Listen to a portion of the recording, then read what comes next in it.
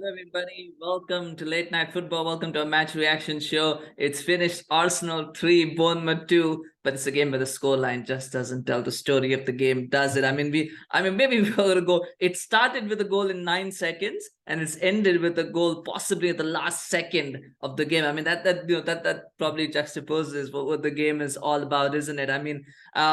We got to talk about the last goal. Now, here's one thing that I will say. I think Arsenal deserved to win that game on the back of that after what they did after the 60 minutes, probably. And they probably were the dominant team throughout the game without really doing too much until after that second goal. But what I will say is there's a lot of talk of referees not favoring Arsenal. He gave them an extra minute in this game because after that ball goes out, I think just after the ball goes out, before Zinchenko's shot, it actually goes out, and that's where the game should end.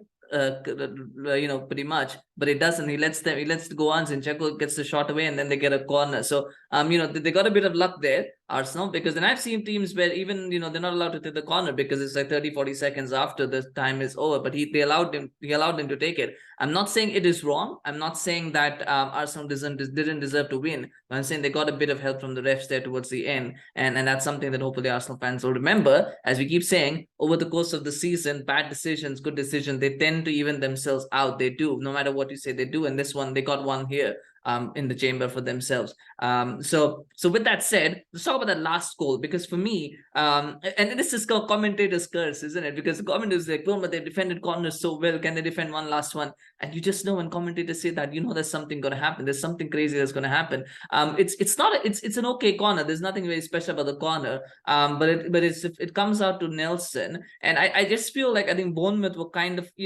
what nearly happens is somebody's got to go and stop him. But because it's so late in the game, because this is like the last kick of the game, I think Bournemouth kind of switched off for a second. They were all trying to block the shot. They weren't trying to stop the shot. They were trying to block it. And that gives Nelson the time to pick out the corner that he wants. And it's a perfect shot. It's such a beautiful shot to pull that out at a time of urgency, at a time of need, under such pressure.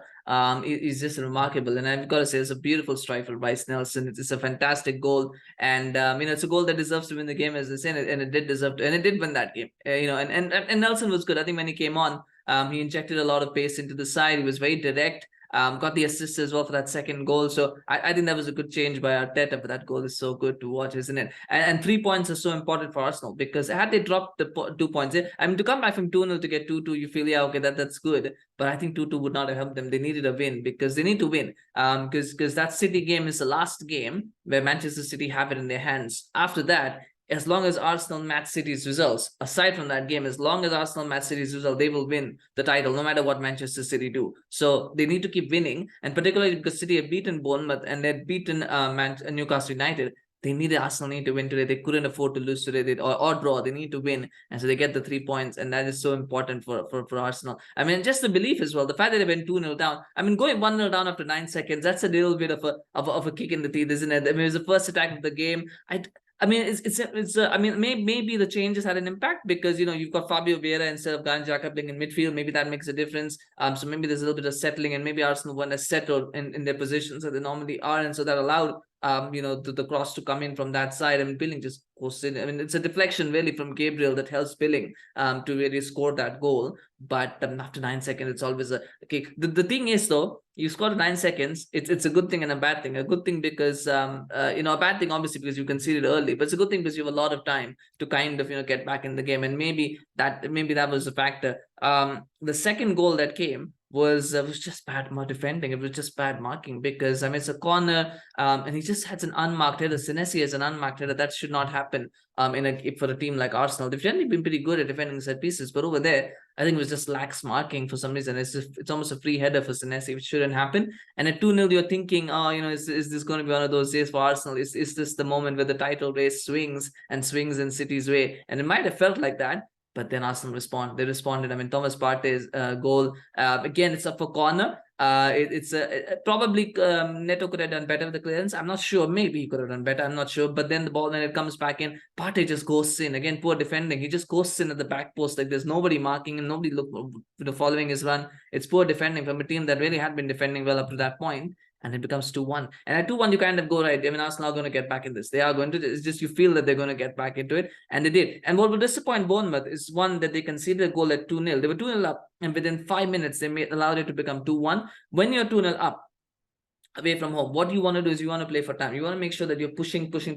You're delaying that goal for as long as possible, possibly the entire game. But you want to delay that first goal, because the moment they get that first goal back, the momentum swings, and then you're under pressure. So they wanted to do that, and the fact it came 5 minutes after would have disappointed them, because it brought Arsenal right back in the game. And then it becomes 2-2 7 minutes later, 69th minute. I mean, Reiss Nelson comes on, puts in it's a nice cross. I think White scuffs that shot, but that scuff actually helps, because if he doesn't scuff that shot, I think Neto's kind of got the angle covered. But because it's scuffed, Neto doesn't know where it's going, so he's suddenly wrong-footed. So it's a bit of bad, poor, like the goalkeeping, because he's anticipating one thing and it doesn't work out. But I think the scuff helps White there. But you take it. You take whatever you get at that point. You got to 2-2.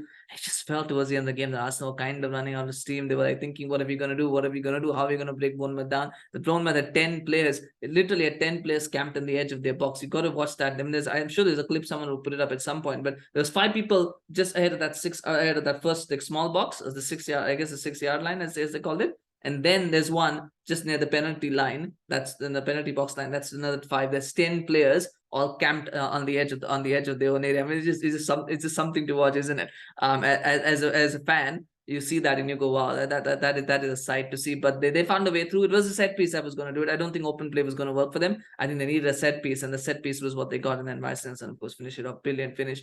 And what this does show, though, now is they've got Europa League on Thursday. I think Arsenal are going to have to make changes. I think what they've showed today is that I think they need the big guns. They can't not have Xhaka starting. They can't not have, I mean, they might not have Trossard available. I don't know what Smith Rowe's position will be as well. So they're going to miss a few players.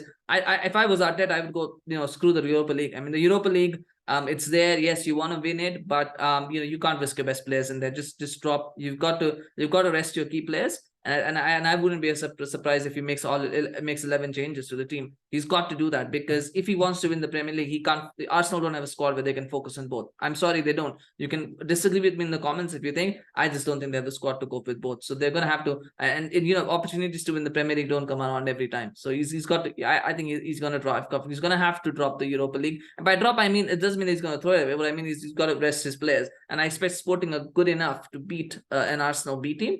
But he's got to play the Arsenal B team. I don't think he should be looking at playing his A team, because they can't afford to have that distraction at the moment. So, but that's my opinion. Let me know if you think differently. Of course, I'm never in favor of dropping competitions. By the way, I don't feel that that's a good thing to do. But this is a moment for Arsenal, and I think they don't have the squad. They just don't have the squad to cope with it. So that's where I'm at. But let me know what you think. Reiss Nelson, man of the match. I don't think anybody else can be man of the match. I mean, he changed the game when he came on for Arsenal. He just changed it completely. A goal and an assist. Just the assist as well changed the game more than the goal was the goal, but the assist also changed the game, because it allowed Arsenal to go on the front foot. Again, longer you keep it 2-1, the less chance you get of a win. So the fact that they got that second goal really quickly and then got that next goal, and then they gave them the chance to apply the pressure and eventually find that. But 97th minute winner for Reiss Nelson is fantastic, and hopefully he gets more chances. He hasn't been playing a lot, so hopefully this will convince Arteta as well that he's got on the option on the bench to look at. So hopefully he'll get more chances. Well, he'd be one I would start in the Europa. I would definitely start him in the Europa League, depending on what the injury situation is. But even otherwise, I think he needs game time. So you play him in that. But other than that, I think most of the other players will probably be or should be rested for the remainder game. Anyway, smash like if you enjoyed this video. Smash like for Arsenal. Big win for them. Of course, congratulations to all Arsenal fans. Keeps them ahead of City for another weekend. And do share your thoughts, of course, on the match and what you thought. And do subscribe to our channel on YouTube. Follow us on Facebook, Twitter, Instagram. We appreciate the support. Gonna have a couple more reaction shows coming today, so do stay tuned. And when you subscribe, you get notified as those drop. Thank you so much for watching. See you again soon. Bye bye.